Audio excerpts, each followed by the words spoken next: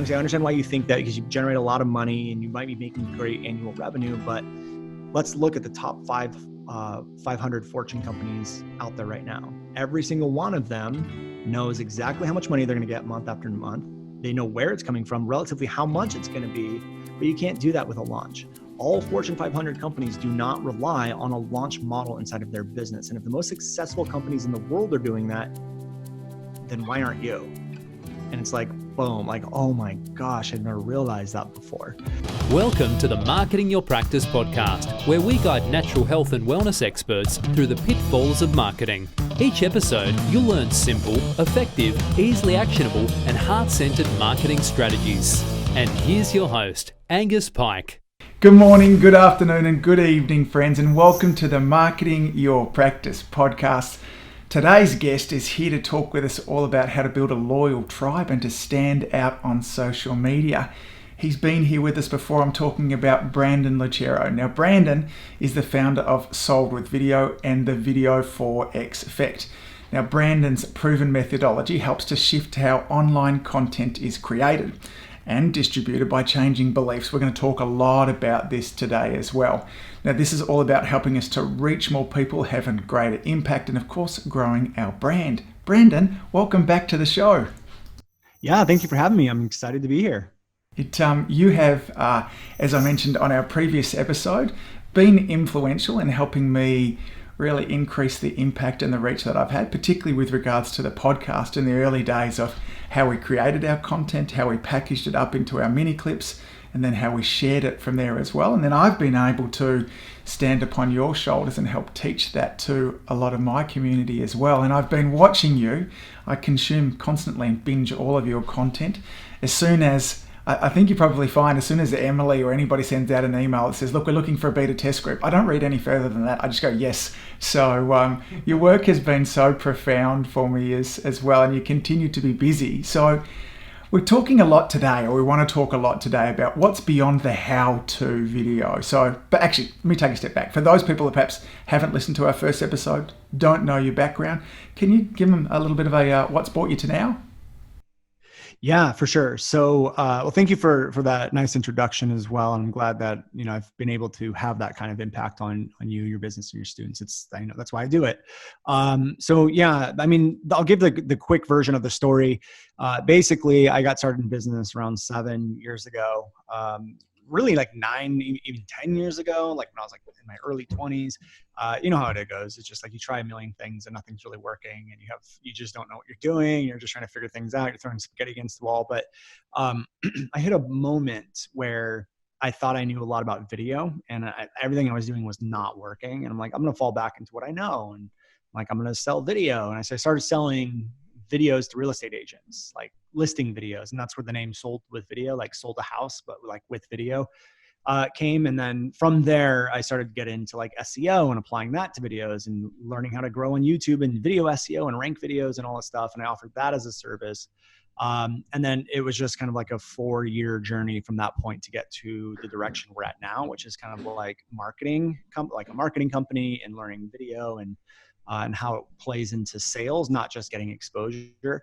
And then from there, it kind of shifted into the influence persuasion side of it and kind of like the psychology, like how do humans process information? And then how do we translate that to content? And basically where we are now, about 2 years ago, we made a massive shift inside of the company and stopped doing everything we were doing and focused primarily on messaging. I quickly realized it's not that video is like the solution to fixing problems. It's what you're saying in the video.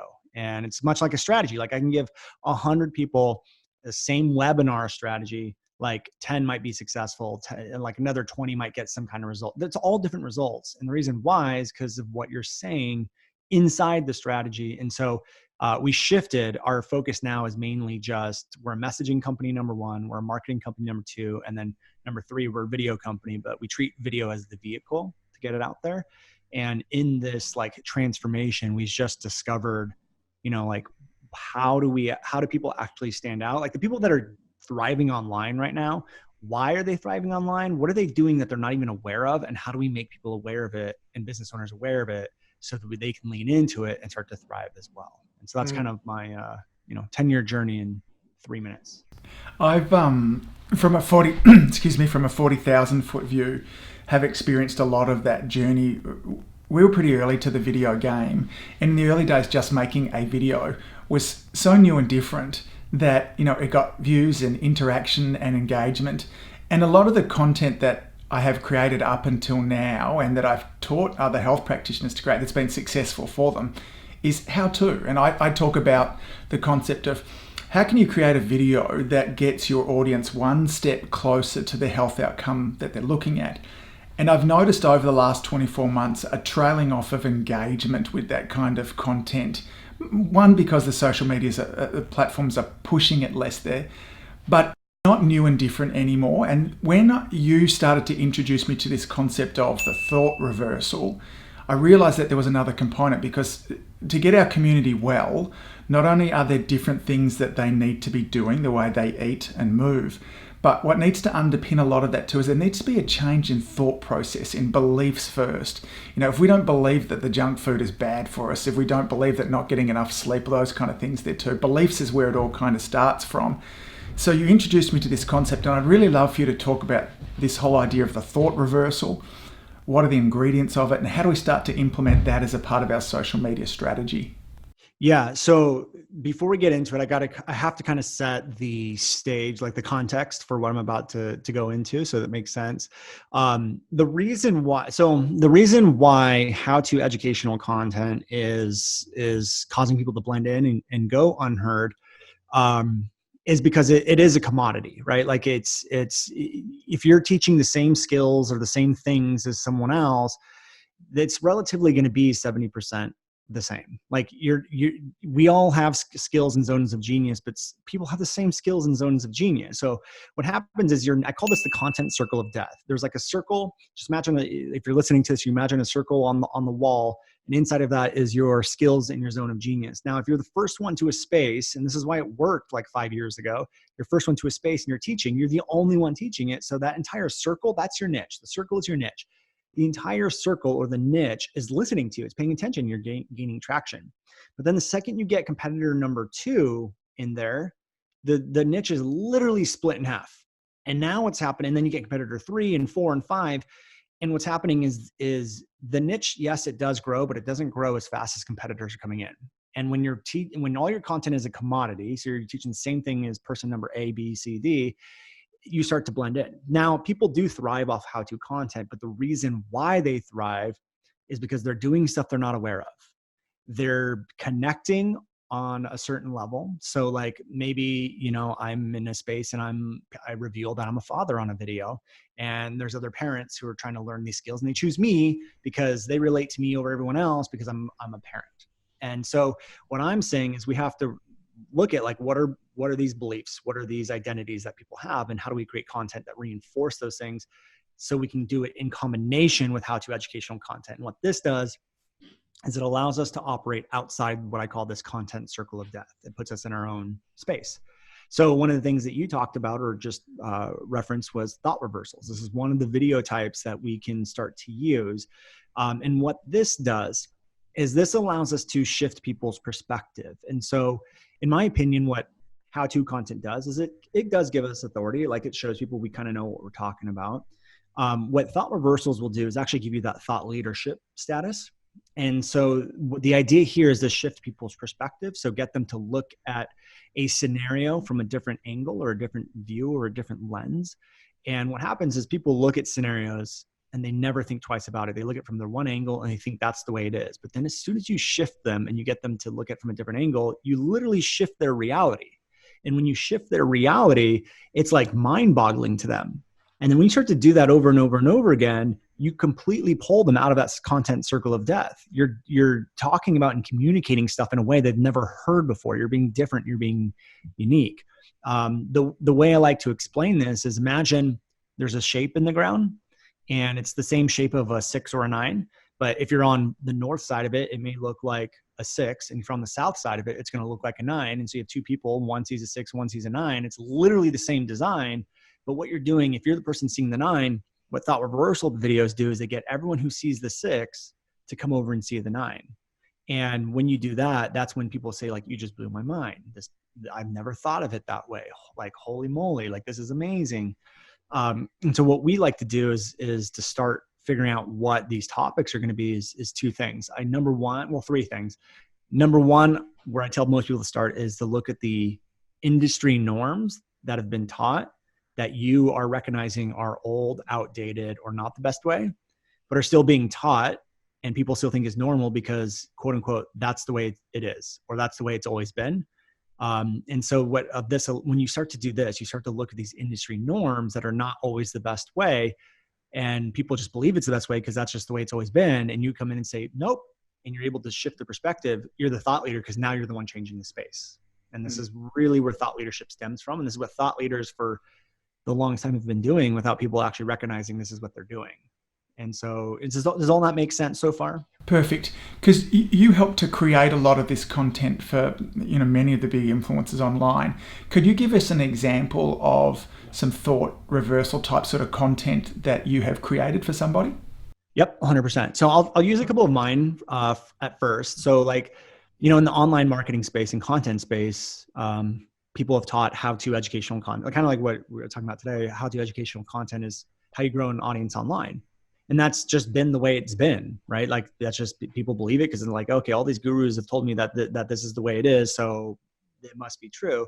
And it was true at one point. It was true 5 years ago. But like I said, with that content circle of death, more and more people starting businesses, I recognize this is not true anymore. Like this is causing people to blend in.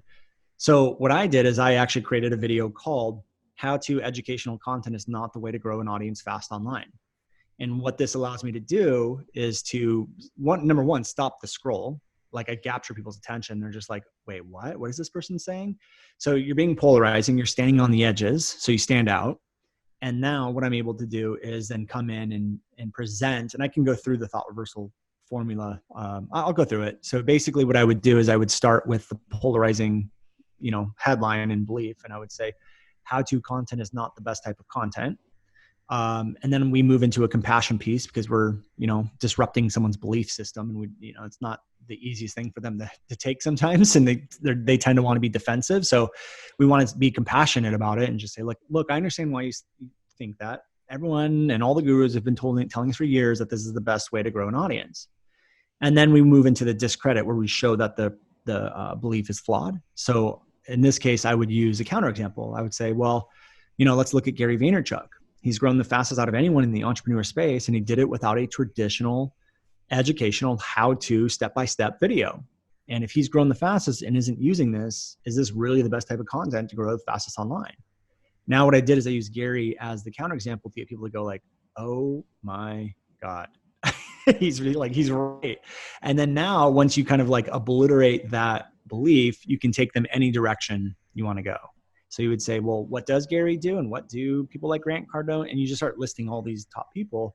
And you say what they're doing is thought reversal videos, or what they're doing is videos based off beliefs. And what they're doing is videos based off identity. And I can give examples like, look at what Gary did here, and look at what Grant Cardone did here, and look at what this person did here. It's like, so how do we do it? And then now I can start to get into a little bit of the how-to education if I want to. But now the difference is now I'm standing out because I stand for something. I'm being polarizing. I'm shifting their perspective. But when we shift their perspective, they're an open playing field.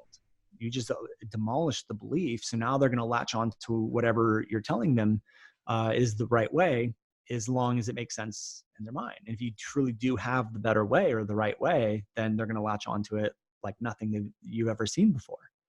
And again, this doesn't need to be like, I'm right, you're wrong. This doesn't need to be aggressive. This doesn't need, it's very compassion based. And in my opinion, what thought reversals allow us to do is end suffering. They allow us to identify people believe this is true and it's causing their business not to grow, or it's causing this kind of pain in their life or whatever. And I can come in and remove that pain. There's a lot of unheard entrepreneurs out there who continue putting out how-to content with a message, and they're not able to get it out there because everyone keeps telling them this is the way it is. And it's like, I get to come in and end that suffering. And so very much like this podcast, you may have come in thinking how-to educational content is the best way to grow an audience.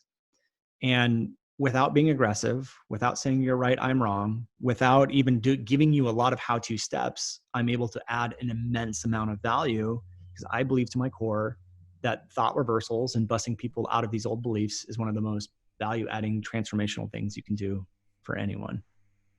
Yeah, I'm taking notes here like a madman as we go through it. I love this concept because the polarizing statement at the beginning there is what you talked about.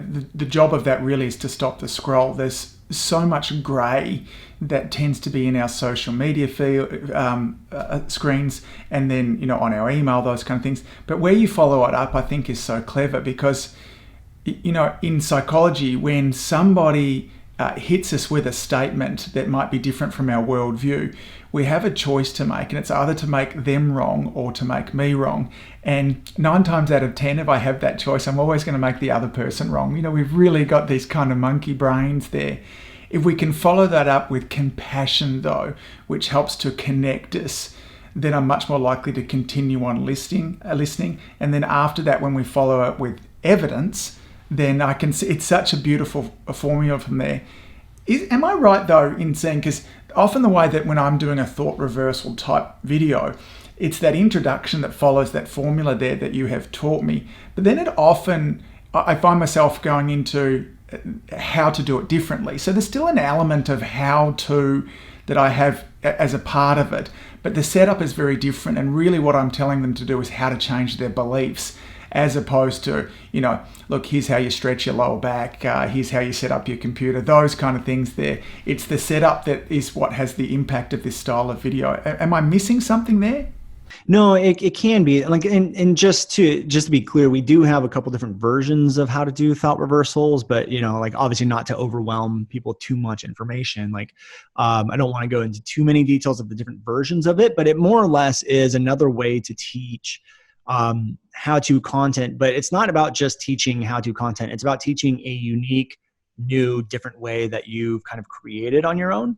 And so for us, thought reversals didn't exist. And so I'm able to use thought reversals to, I guess, promote thought reversals, but it doesn't need, it could be anything. Another version of it. So I said there was 3 ways to find the topics for thought reversals. Going against industry norms was one. Finding out your audience's limiting beliefs is another one. And another one is objections that you're going to hear in the sales process. Because I also believe that content should be doing 70% of your selling. So to give you another example, one of the objections we hear all the time is I'm afraid of the camera. I can't do video. So we hear that all the time. So now what we do with our content is we have a piece of content or a video that's literally titled, "You're Not Afraid of the Camera." And so the video would start off saying something like, look, you're not afraid of the camera, even if you think you are. And I understand why you think you are. You might feel afraid, and you might feel fear, and you might start trembling when you get in front of the camera. Then I move into the discredit and I find counterexamples. Have you ever taken a selfie? Have you ever had your picture taken? Have you ever done a Zoom call all without being scared? You probably have. And now they can't use that objection against me. And so what I do at this point is I move them into what really is the problem. So I say something like, what you're probably really afraid of is the fear of judgment. And right here at this point, I have 2 options. I could go into a how-to video of how to get past fear, or I could move to inspire them out of that spot.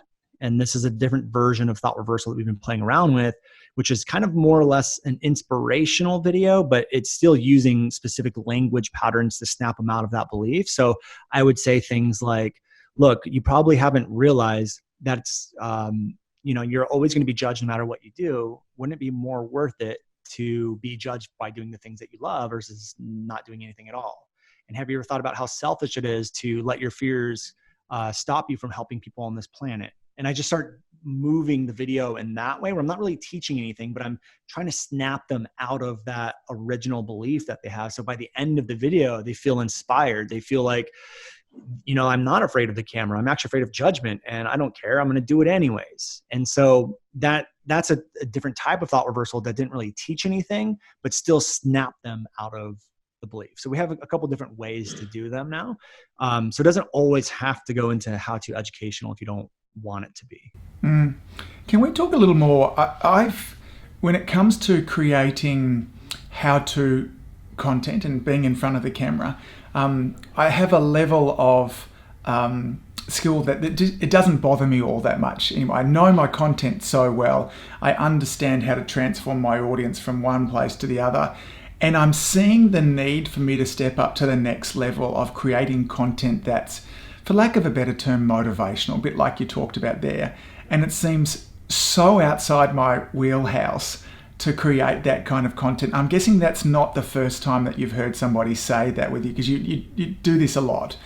How do you transition into that, and how do you start to put up, because if I've got a formula how to be motivational, for lack of a better term, what's the direction or the best steps to take towards creating that kind of content? Glad you asked, because that's going to move us into the next type of content. So for the longest time, I've been just telling people, okay, like, do thought reversals, sprinkle in some how-tos, you're good. We've been working on what I call connection videos. And I believe there's 3 types of content and things you should be focusing on. One is thought reversals. The other is connection content. And the other is, I call them what to do videos. And we can talk about that in a second, but those are really going to be how-to. We still want how-to. We're just making sure that it's in combination with these other types. So a connection video will get, I guess, misdiagnosed or misclassified as inspirational, motivational.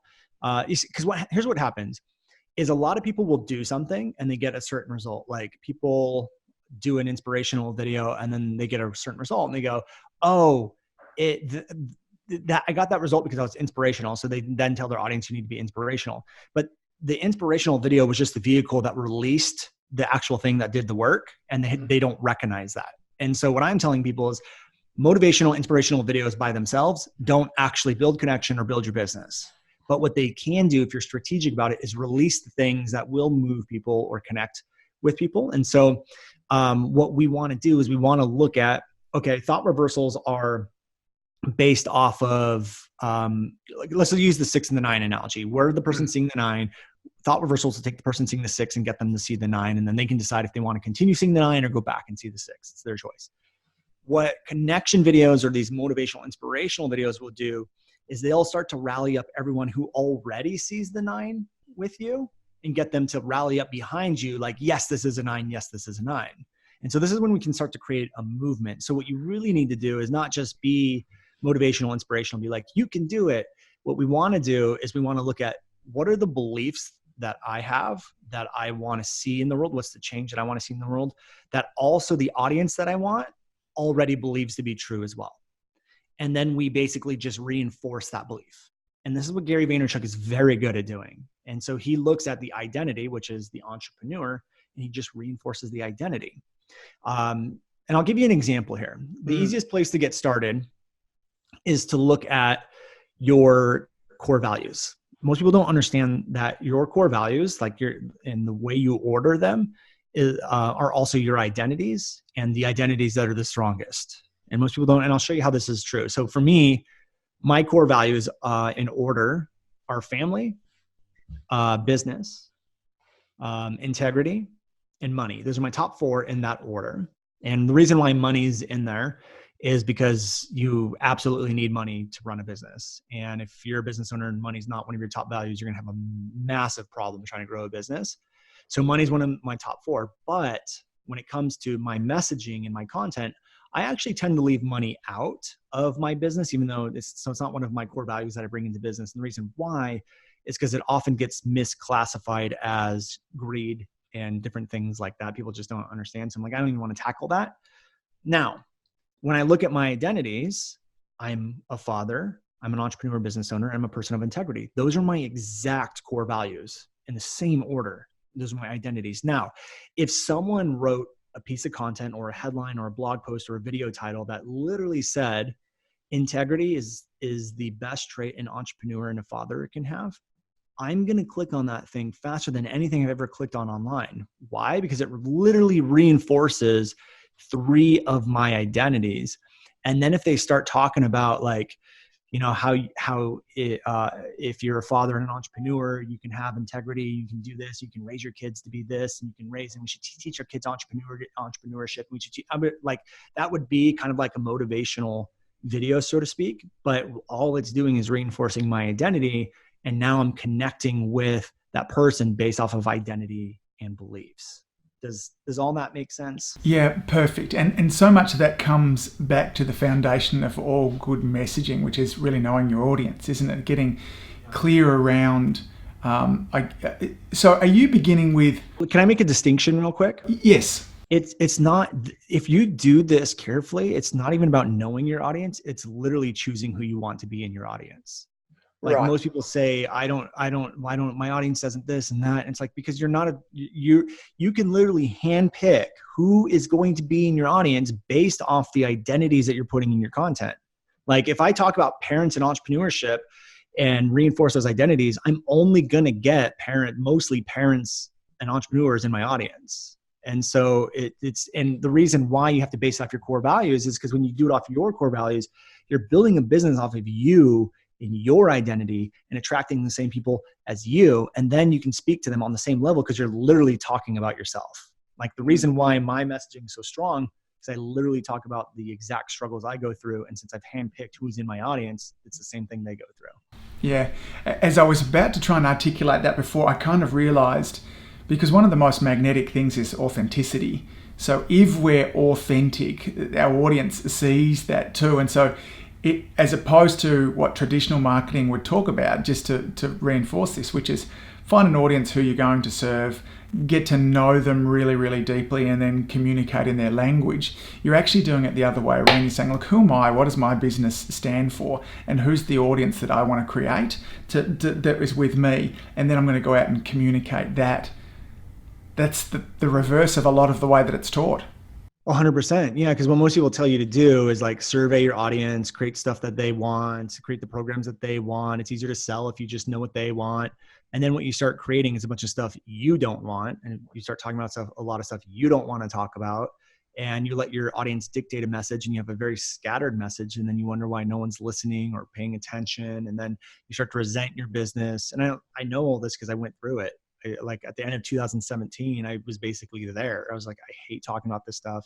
I don't like doing these programs. This is what everyone's telling me they want. And I felt like I was trapped in a box. And I was just like, you know what? I'm done. And I just got rid of everything. And then fell into what we're doing now. Yeah, I get it. When I'm teaching inside of Community Influencer and we're going through the kind of module on niche, the very first question that I start with regards to who you're going to focus on is, who do you love working with?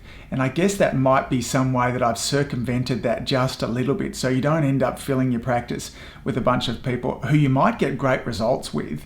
But if you have a bunch of these people coming into your practice and you're not enjoying it, then it very quickly makes things, not all that fun. So I'm wondering, could you share, outside of a kind of thought reversal about a thought reversal, perhaps another one of these style of videos with some of the clients that you've worked with, how you've taken a belief, you've flipped it around, the empathy into the evidence, and moving forwards? Could we have another example? Yeah. So this was inside of James Wedmore's video series. And basically one of the things that he said in the video series was Instagram is not a business. And so there's a lot of people out there that think like, if I can grow an Instagram following, then I will have a business. And so what we did is we wrote in the line, Instagram is not a business, which already is that polarizing title. We kind of go against the grain.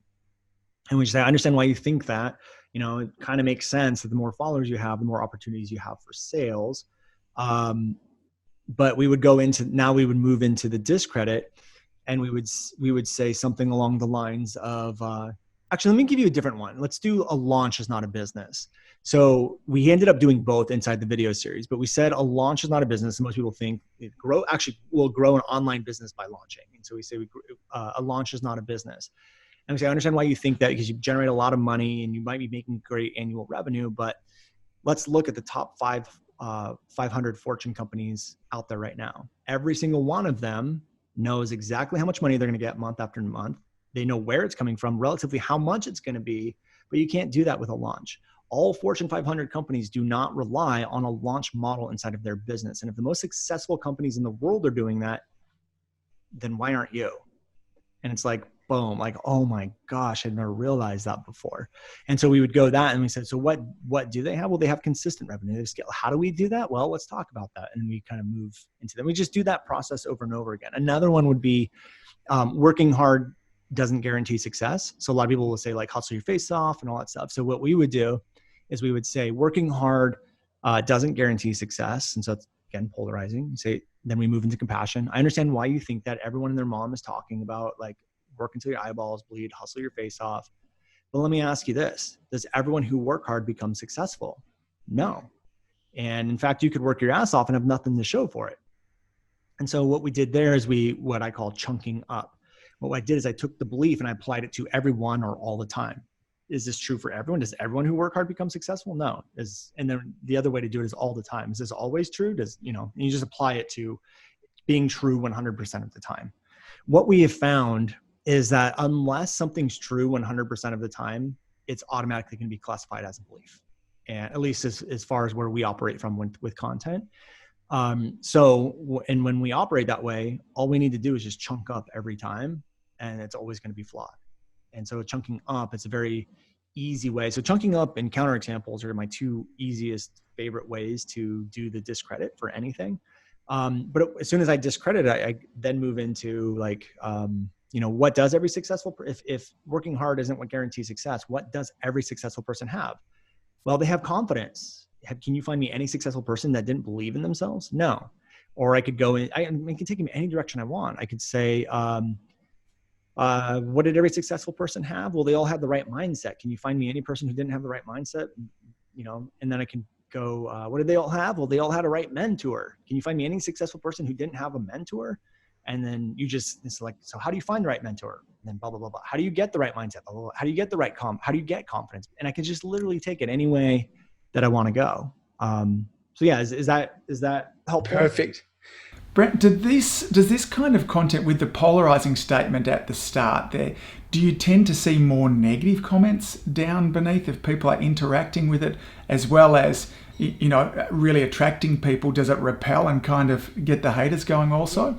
Not as much as you would think, especially if you're writing it with the intention of shifting perspective to end suffering. And as long as you're not talking about like pet peeves and opinions, you're talking more about beliefs. And here's the difference. When people have opinions, they pretty much realize that they have opinions and that it's just their perspective. When it's a belief, people don't even realize it's a belief. They believe this is the way it is.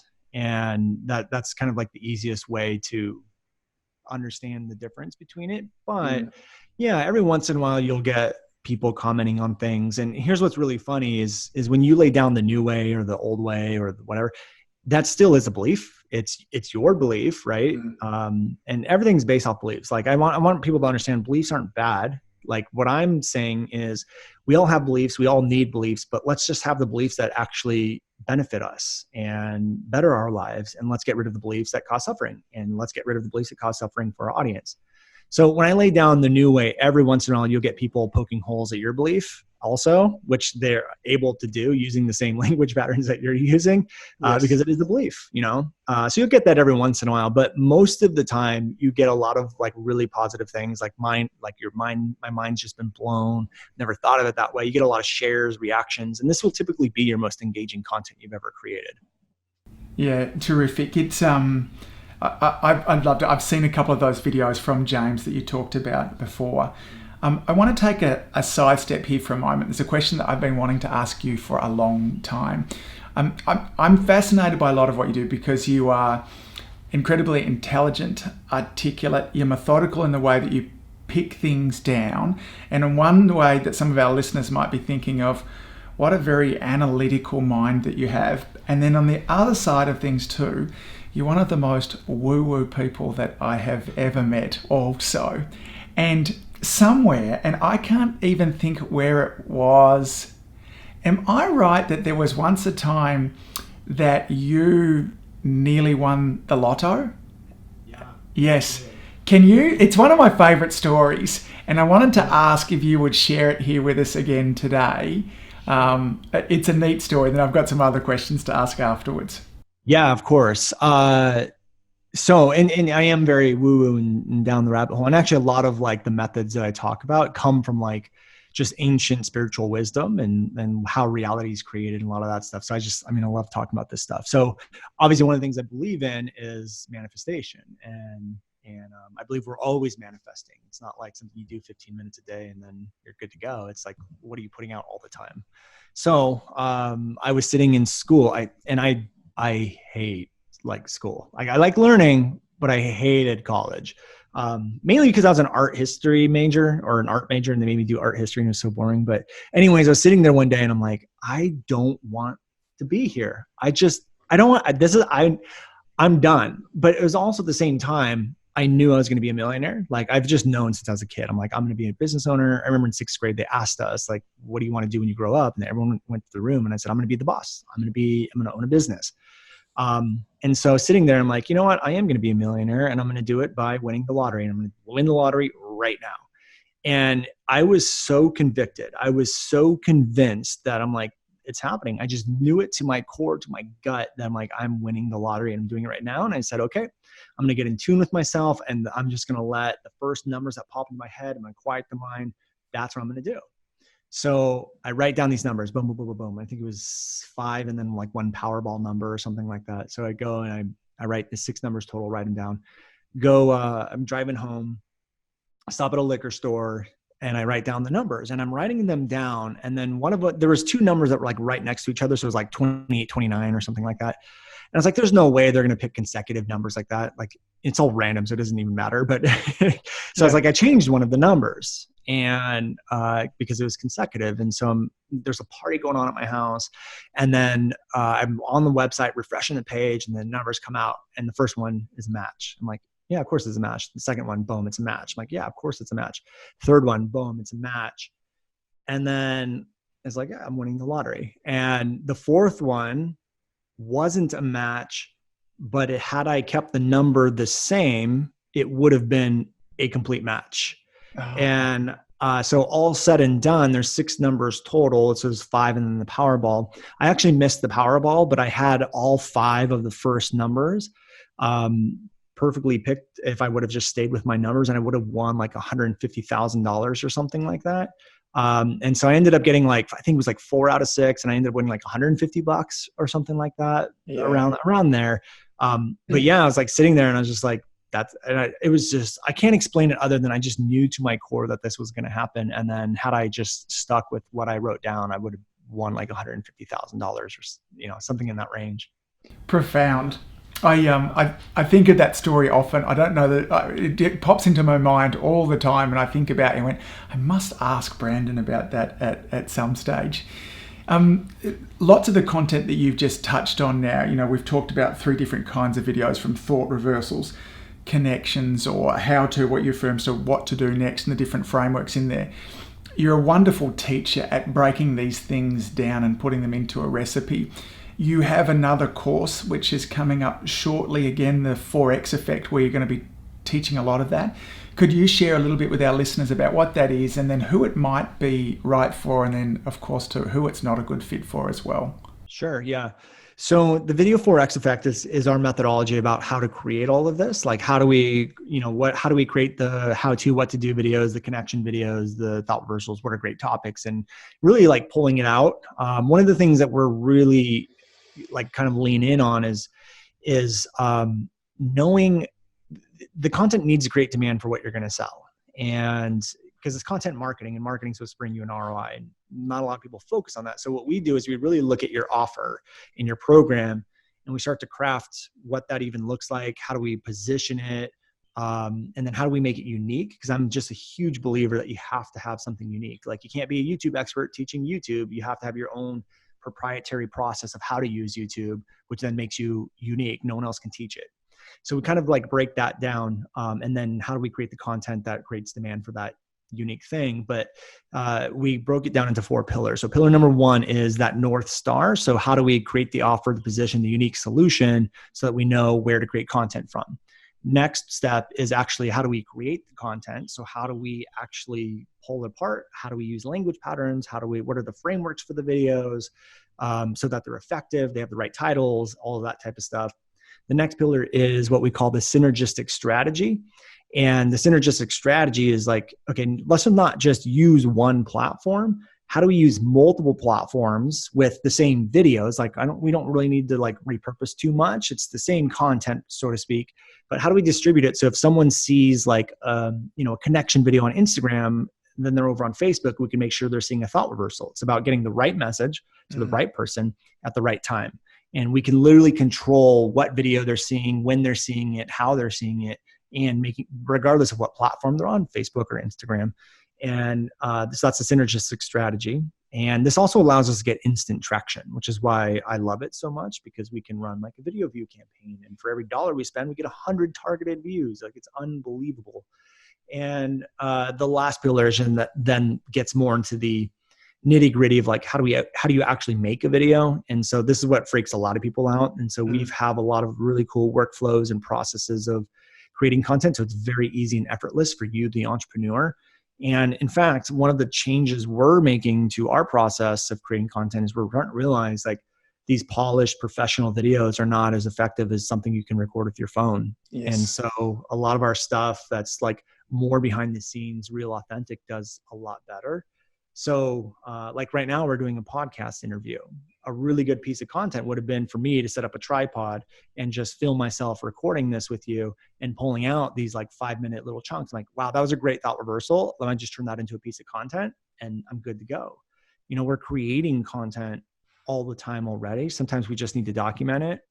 And as long as it fits in our frameworks and you know the framework so you can use it on podcasts and stuff, or just interviews you're doing or whatever, you start realizing you're creating a ton of really good content already. So there's really not much to creating video content. It's not as scary as people think. And that process of our methodology is broken down in that pillar. And then obviously the program runs you through all 4 of those pillars. So much of this kind of content is very new and for many people a little bit kind of overwhelming. One of the things that's helpful about the work that you do, the Facebook group that you put together for this is one of the most active and supportive and helpful groups that I've ever been a part of, in terms of, I'm get stuck with this, and then ideas bouncing back and forwards. And then again, there's the kind of weekly trainings where you get the opportunity. So, look, I'm such a huge fan of your work. It's helped me personally, in many ways. Not that you're a competitor of mine at all, because I just love the work that you do. It's why I would stand here. And if our audience is listening and they're thinking that, I've been making some videos and I've not been getting the results, there's a lot from today that might point you to the reason of why you might not be getting some results. And if you're wanting to go deeper with that, I just couldn't recommend Brandon and his team anymore. There's great substance behind, and there's not a lot of, that's not true. There are often situations online where there's not great substance behind people also. So Brandon, thank you for continuing to evolve. I know that we were talking before this, that from when I first went through your training, which was, it would have been more than 18 months ago when you first... Yeah, maybe about a year and a half. Yeah, that you've been constantly testing and tweaking and those kind of things there too. So I'm going to jump back in there and I'm looking forward to what's coming next. I will be sure to kind of go through it again next time that it happens also. So in winding this up today, do you have any kind of final thoughts that you'd like to share with our wonderful audience? Yeah, I think the number one thing that I just really want people to grasp with a lot of this stuff is what we're doing with content and what we're doing with messaging. It allows people to realize that they can thrive by being them, and you can share those beliefs and commonalities with them. It ends suffering from them based on where the deep roots of where suffering comes from. And that's why I love this so much. It allows us to stand out because we stand for something. It allows us to have a deeper meaning and purpose behind our business, and allows us to not just teach all the time, but get to the deep root transformational things that build connection and improve people's lives. And to me, that's what this is all about. And I'm just so grateful to be having the opportunity to be on your podcast again and reach more people. So thank you for having me. Thank you, Brandon. Ending suffering and making people's lives better. What a great way to finish. Buddy, thank you so much for all that you do. I look forward to chatting with you again real soon. Have a great day. See ya. If you enjoyed listening to this podcast, you have to come and check out the Community Influencer Program. It's my monthly coaching program where we take all this material and I'll work one-on-one with you to apply, implement, systematize, and help guide you and your practice to the next level. Now you can join me on over at adiomedia.com/join. That's adiomedia.com/join. I'd love to see you in there.